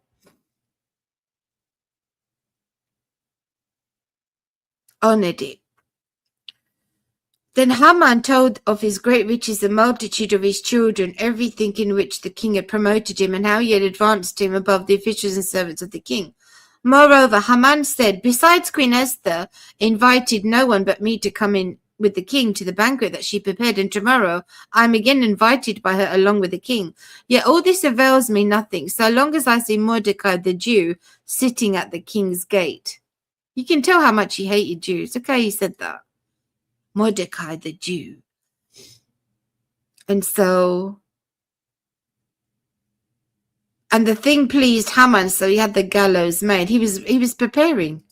He was preparing everything. Everything's going according to his plan, so he thinks. That night the king could not sleep, so one was coming So one was commanded to bring the book of the records of the chronicles that they were read before the king. And it was found written that Mordecai told of Bigthana and Teresh, two of the king's eunuchs, the doorkeepers, had sought to lay hands on King Ahasuerus. Then the king said, what honor or dignity has been bestowed on Mordecai for this? And the king's servants who attended him said, nothing has been done for him. So the king said, who is in the court? Now Haman just entered the outer court of the king's palace to suggest that the king hang Mordecai on the gallows that he had prepared for him. The king's servant said to him, Haman is there, standing in the court. And the king said, let him come in. So Haman comes in, and the king asked him, what shall be done for the man whom the king delights to honor? Now Haman thought in his heart, whom would the king delight to honor more than me? And Haman answered the king, for the man whom the king delights to honor, let a royal robe be bought, which the king has worn, and a horse on which the king has ridden, which has a royal crest placed on his head. Then let his robe and horse be delivered to the hand of one of the king's most notable princes, that he may array the man whom the king delights to honor. Then parade him on a horseback through the city square, proclaim before him, thus shall it be done to the man whom the king delights to honor. I didn't think I'd be reading such a long portion, but here we are. Then the king said to Haman, hurry, take the robe and the horse, as you suggested, and do so for Mordecai the Jew, Mordecai the Jew, who sits within the king's gate. Leave nothing undone of all that you have spoken. So Haman took the robe of the horse, arrayed Mordecai, and led him on horseback through the city square, proclaimed before him, thus shall it be done to the man who the king delights to honor. Afterward, Mordecai went back to the king's gate, but Haman hurried to his house, mourning with his head covered. When Haman told his wife Zeresh and all his friends everything that had happened to him, his wise men and his wife Zeresh said to him, if Mordecai, before whom you begun to fall, is of Jewish descent, you will not prevail against him, but will surely fall before him. While they were still talking with him, the king's eunuchs came and hastened to bring Haman to the banquet which Esther had prepared. I think they made a movie out of this. Somebody made a movie out of this, didn't they, Christians? What was it called? It was a movie. No wonder they did. It's an absolutely excellent account, isn't it? It's so fascinating.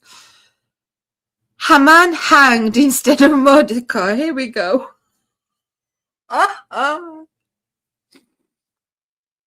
So the king and Haman went to dine with Queen Esther.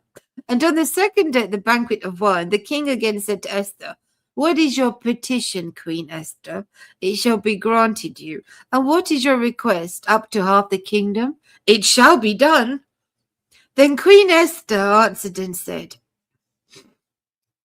if I found favor in your sight, O king, and if it pleases the king, let my life be given me at my petition, and my people at my request.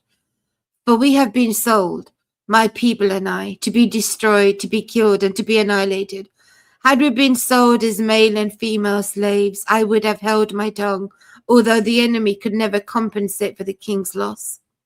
So King Ahasuerus answered and said to Queen Esther, who is he, and where is he who would dare presume in his heart to do such a thing?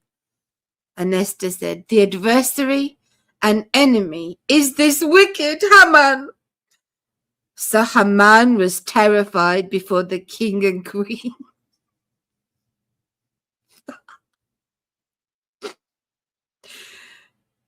A bit like Khomeini right now. Then the king arose in his wrath from the banquet of wine and went into the palace garden. But Haman stood before Queen Esther. Look at this. Only God can turn things around like this. But Haman stood before Queen Esther, pleading for his life, for he saw that evil was determined against him by the king. When the king returned from the palace garden to the place of the banquet of wine, Haman had fallen across the couch where Esther was. Then the king said, will he also assault the queen while I am in the house?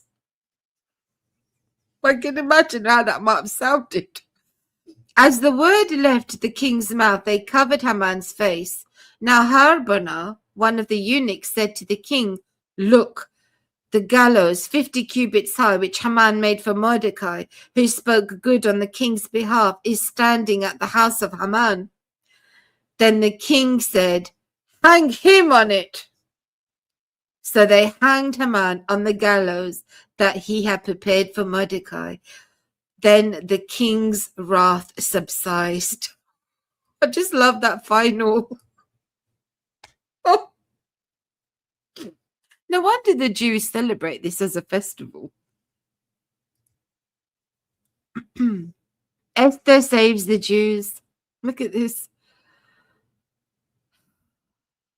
On that day, the king gives Esther the house of Haman, the enemy of the Jews, and Mordecai comes before the king, for Esther has told her how he was related to her. So the king took off his signet ring, which he had taken for Haman, and gave it to Mordecai, and Esther appointed Mordecai over the house of Haman.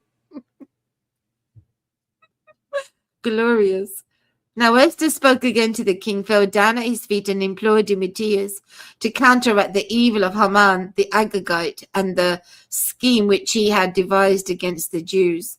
And the king held out the golden scepter towards Esther. Don't people say that Gog is an Agagite as well? Or is that something else? So Esther rose and stood before the king and said, "If it pleases the king, and if I found favor in his sight, and the thing seems right to the king, and I'm pleasing in his eyes, let it be written to revoke the letters devised by Haman." She made sure it was completely revoked, the whole thing. She was not like, "I just trust you're going to deal with it." She made sure it was done. Fantastic. Woman of valor. Which he wrote to annihilate the Jews who are all in the king's provinces. For how can I endure to see the evil that will come to my people? How can I endure to see the destruction of my countrymen? So the king says to Esther, Mordecai the Jew, I think that's just his name, friends. I think that's just what he was known as, Mordecai the Jew. Indeed, I have given Esther the house of Haman, and they have hanged him on the gallows because he tried to lay his hand on the Jews. You yourselves write a decree concerning the Jews as you please, in the king's name, and seal it with the king's signet ring. For whatever is written in the king's name and sealed with the king's signet ring, no one can revoke. Can we just say hallelujah to that? Yes, Lord Jesus. So the king's scribes are all called. But this is the mighty deliverance. But it took 3 days of pleading, asking God to spare his people. 3 days of fasting and prayer. We know all about the miracles of praying and fasting, right? I think now, considering what's going on in the world today, let's just quickly go around and refresh. Let me go back and refresh. Oh, I didn't even finish President Trump's speech. We'll come back to that. Hold on, Trump. We're coming back. Before I forget, Hosea. I've come this far now in the stream. We might as well continue. Oh my goodness, it's nearly 2:15 in the morning. So, concerning the times of the end or the soon return of the Lord Jesus, let's read from Hosea. Hosea is a wonderful book of love and how God sees Israel and how he has loved them. As he told Hosea to love this woman who was not suitable. There we go.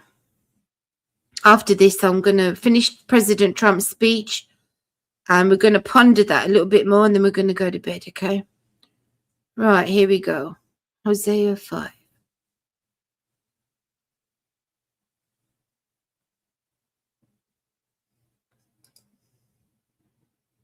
Oh, Hosea 6. Come, let us return to the Lord. For he has torn, but he will heal us. He has stricken, but he will bind us up. Yes, this verse. After 2 days, he will revive us, and the third day he will raise us up, that we may live in his sight. Let us know. So The Lord does things according to his times and seasons. We know that he does, right? Could we be living in the very final years, friends, before the close of this age? It seems like it. Okay, Donald, I'm coming.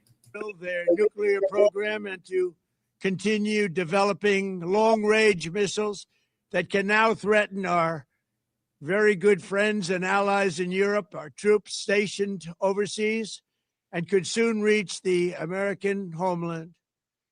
Just imagine how emboldened this regime would be if they ever had and actually were armed with nuclear weapons as a means to deliver their message.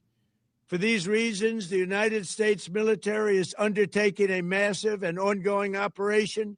Massive and ongoing operation. To prevent this very wicked, radical dictatorship from threatening America and our core national security interests.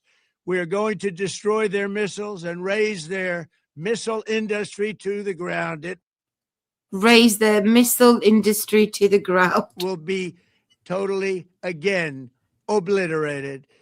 Obliterated. Why am I repeating what he's saying? Just emphasizing what I just can't believe he said that. We're going to annihilate their navy. We're going to ensure that the region's terrorist proxies can no longer destabilize the region or the world and attack our forces and no longer use their IEDs or roadside bombs, as they are sometimes called, to so gravely wound and kill thousands and thousands of people. Friends, you know that saying, is it from an old Western movie? Sorry, this sounds crazy. But you know that saying, this town isn't big enough for the both of us? Is that a Western movie? Is it Clint Eastwood? I don't know why that thought came into my mind right now. This town isn't big enough for the two of us. It's either going to be Turkey superpower or Iranian superpower. Turkey, Sunni, Turkic, Ottoman, or the IRGC, the 12th Imama thing going on, the Shiite Khorasan.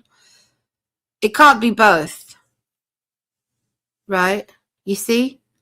So this is going to help Turkey, you guys.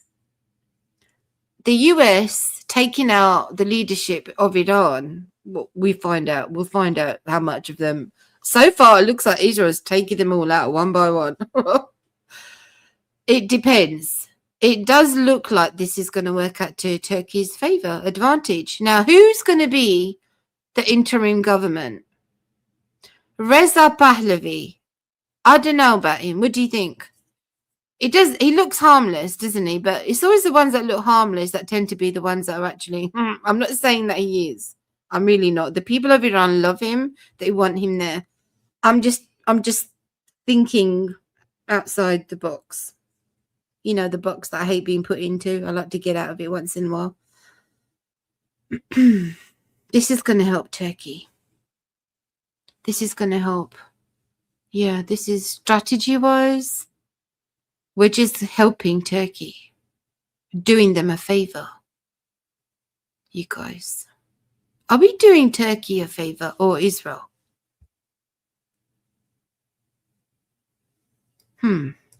Including many Americans, and we will ensure that Iran does not obtain a nuclear weapon.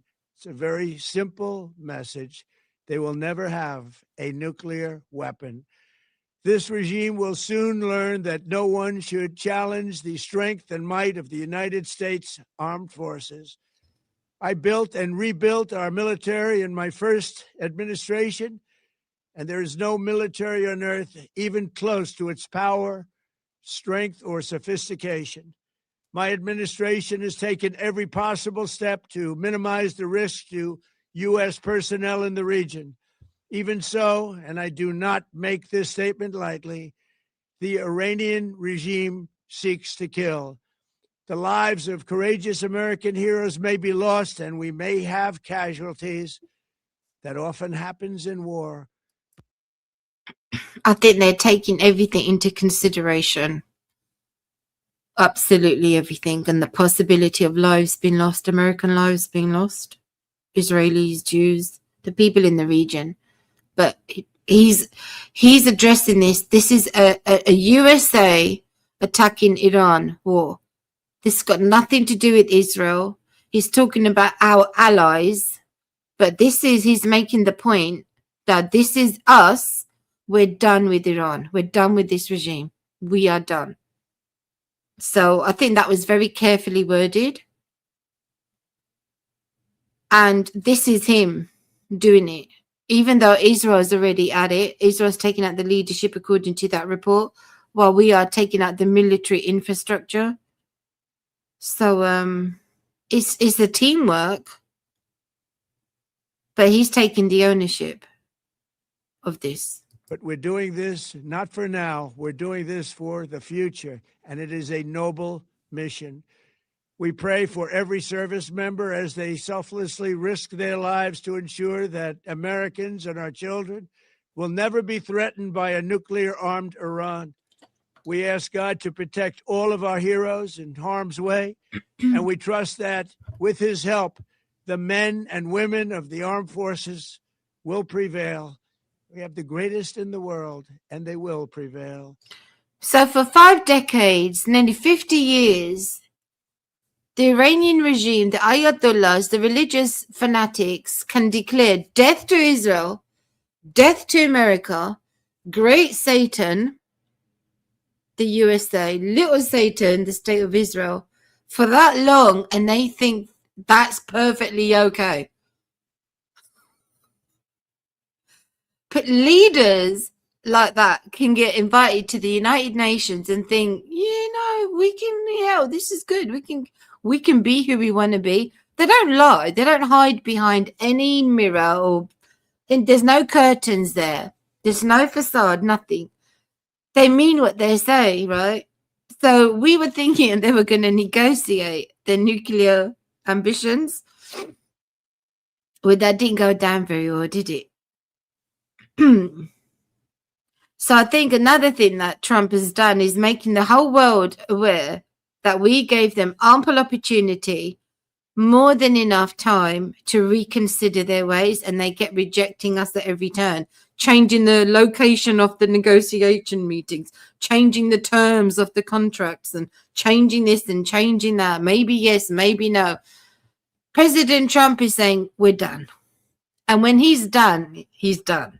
To the members of the Islamic Revolutionary Guard, the armed forces, and all of the police, I say tonight that you must lay down your weapons and have complete immunity, or in the alternative, face certain death. So lay down your arms. You will be treated fairly with total immunity, or you will face certain death. Finally, to the great, proud people of Iran, I say tonight that the hour of your freedom is at hand. Oh my goodness. Stay sheltered. Don't leave your home. It's very dangerous outside. Bombs will be dropping everywhere. So a very clear instruction to the people to get out of the streets. Go back home. Hunker down. Wow.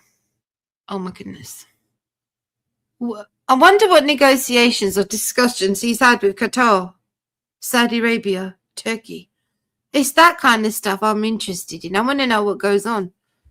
Who's helping out who? I don't think the people of Saudi Arabia, Qatar, and Turkey know how to deal with the IRGC, the Iranian regime. I don't think they know. And I think it's too big a beast to handle, to tame. So I think this US strike on Iran is doing them all a favor, you guys. You know what I'm saying? We're the only ones could do this dirty work. Nobody else is willing to do it. The USA and Israel. But we're the very two entities that they hate. Treacherous people, treacherous. When we are finished, take over your government. It will be yours to take. This will be probably your only chance for generations. For many years, you have asked for America's help, but you never got it. No president was willing to do what I am willing to do tonight. Now you have a president who is giving you what you want. So let's see how you respond. He's also putting that out there to let the people know The people of Iran are calling for help. I'm responding to them. This is humanitarian aid. America is backing you with overwhelming strength and devastating force. Now is the time to seize control of your destiny and to unleash the prosperous and glorious future. What was that? I'm listening, reading the chat. So while he's telling them to stay sheltered, I just saw footage of them dancing in the street. Lol. Yeah, I know. I saw that as well. They're so jubilant at this moment because their jubilancy is coming from a place of they feel vindicated. They feel, they've been trampled on, crushed. Their sons and their daughters have been slaughtered, machine gunned down in the streets, blinded, shot in the eyes, amputated, like limbs blown off by their own government. And finally, the United States of America and Israel are taking action. That's why they're in the streets dancing, screaming, shouting, crying, laughing, everything. But at the minute, there's an internet blackout now. So it's worrying because what's the Iranian regime going to be doing to their own people? So I feel sad about that. That is close within your reach. This is the moment for action. Do not let it pass. May God bless the brave men and women of America's armed forces. May God bless the United States of America. May God bless you all. God help us all.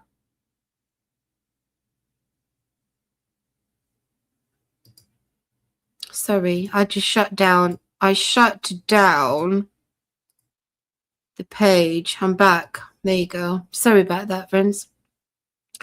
I did that by mistake, and you know why? It's because I'm feeling tired. I'm feeling very sleepy right now. It's 2:30. This is not my usual bedtime. I'm an early bird. But it was important to be here, and I'm so glad I'm here. President Trump 1 minute ago. Oh my goodness, you guys. Another statement.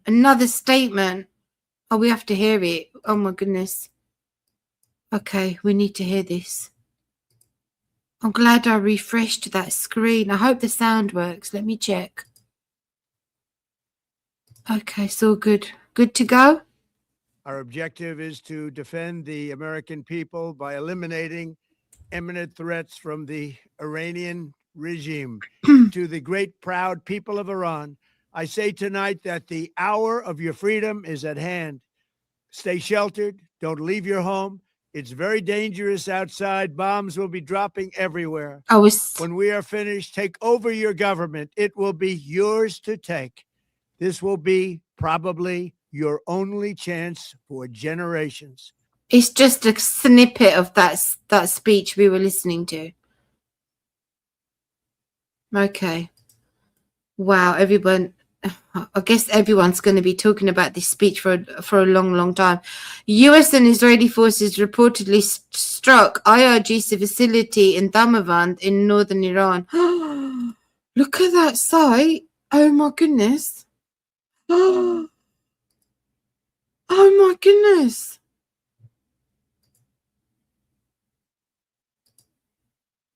Well, it's not like they weren't moved. This isn't like they didn't see this coming. I've spoken to Israel's foreign minister and other ministers in the region. EU is also coordinating closely with Arab partners to explore diplomatic paths. Yeah, we know about the EU's diplomacy. An Iranian source close to the government tells Reuters that US and Israeli strikes have killed multiple senior IRGC commanders and political figures. Wow. Not even 24 hours.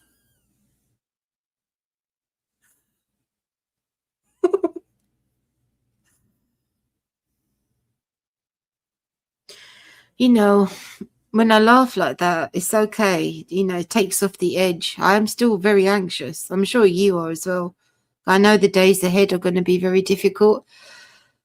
So let's just laugh while we can. pray while we can, intercede for each other, because the days are going to be very dark in the future. I pray that I'll still be here to do stuff like this, make sure that I'm kept in the loop and keep you in the loop. Friends, all right, we should go. Oh goodness, can't stop reading. President Trump expected to address the nation again Saturday morning in addition to the video that was released overnight. Oh, I want to go to bed. I want to watch that. I don't want to miss that. Israel Channel 12 reports that Israeli source says operations against Iran's leadership have achieved major success. I'm counting the clock. Anthony, how long has it been? Probably 2 hours. You guys. Now, this is what I call getting the job done. 2 hours. I mean, you have to bear it in mind. I'm talking from a military perspective, point of view. Not that I'm a military expert. I'm not talking as a Bible teacher. I compartmentalize my messages. Got so many compartments over here. It's like my tabs. I'm like my tabs. But my goodness, you guys. They never get credit for this, though. Never. Israel never gets credit. Wow. This is crazy stuff. Oh, my goodness. I think we need to brace ourselves, though. Something could just go pear-shaped. The United Arab Emirates government says it reserves the right to respond to attacks after Iran's missile strike in the U.S. Al-Udeid Air Base in Qatar. Multiple top Revolutionary Guard commanders and senior political officials were killed. U.S.-Israeli airstrikes, according to an Iranian source close to the establishment, speaking in Reuters. Sorry, Lord. I'm sorry for I'm sorry about that. You know, the Lord doesn't even like when the wicked are, like, he doesn't take pleasure in it. So I'm sorry about that. I'm just thinking, like, wow, you know, if I was doing a military commentary, I'd be like, whoa, that is a remarkable achievement. They set out a goal to destroy certain leaders, pull them down, and they've done it in what, 2 hours or less? 3 hours or less? I mean, that is remarkable. Oh, let me think of, how do you spell his name? Is it Richard Kemp? Colonel, former colonel?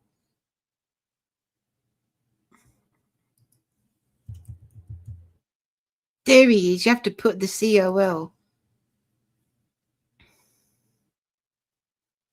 Where'd he go? No, that's not his page.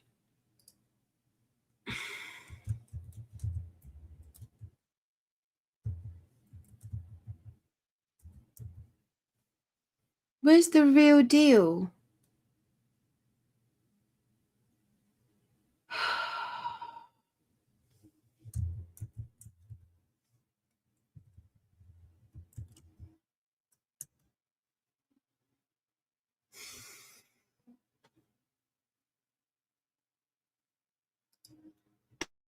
That's him there, but where's his actual page? He had a page.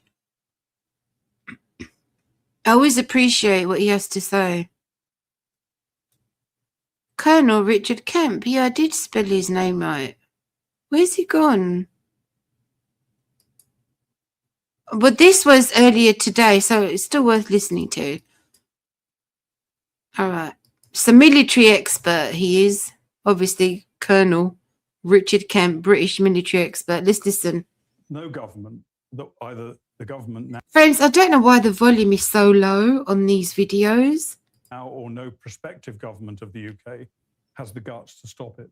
If they want to take strong action to prevent the Islamification of the UK, then it's going to mean big trouble for them.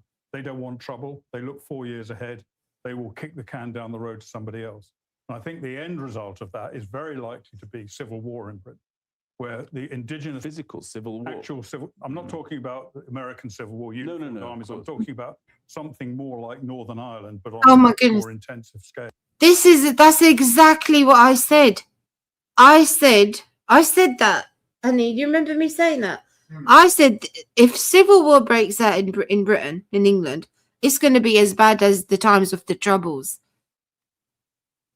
I'm not talking about just throwing sticks and stones. Ugly.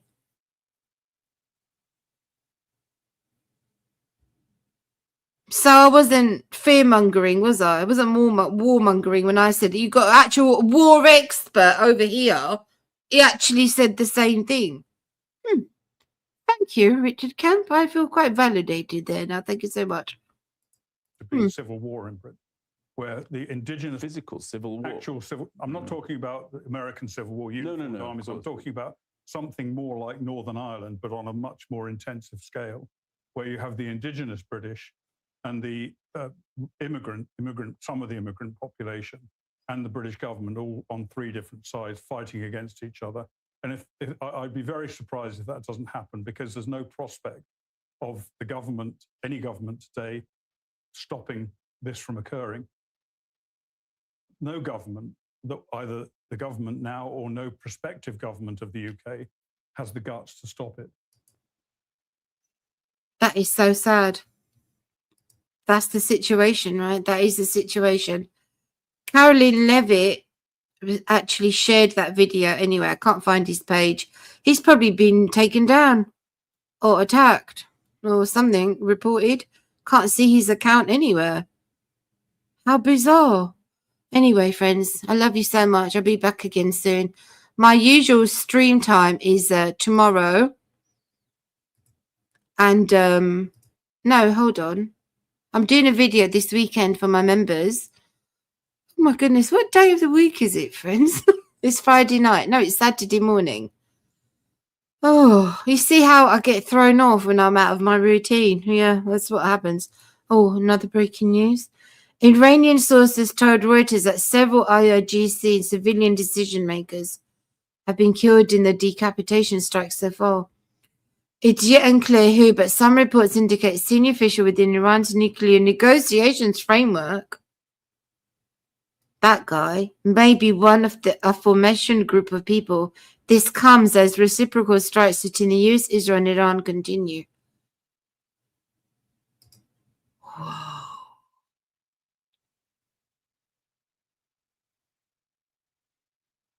Everyone's going to be anticipating this, his next speech, which will probably be, what time, honey, our time?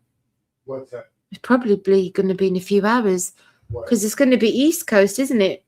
What? Trump's going to be doing another speech addressing the nation Saturday morning, it says. What time? We're going to miss it. I'm going to be in bed. What time?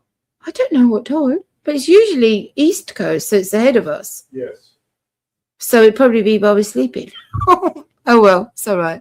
We'll find out in the morning. My goodness. Let's, we need to pray. We need to fast. Friends, we need to fast. So, the day of Purim, let me just go back to that. It's not a this is not a coincidence.